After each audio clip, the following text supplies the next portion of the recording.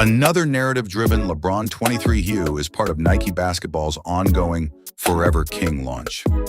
One of the most significant events in LeBron James's career, the historic $90 million Nike contract he signed before ever playing in the NBA, is specifically referenced in the upcoming shoe bag edition. The sneaker appears bold but recognizable at first glance. The design is led by a vivid orange mesh upper, which is complemented by gray accents and a sculpted midsole.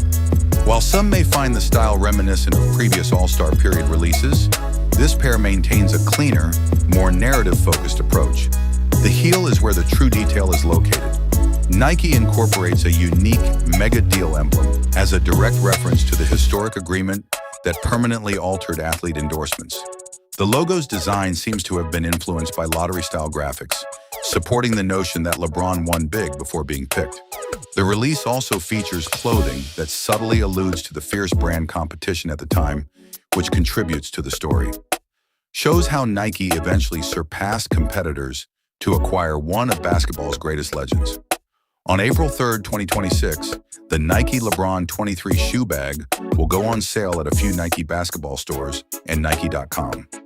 The retail price tag is $200 for adult sizes and $165 for grade school sizes.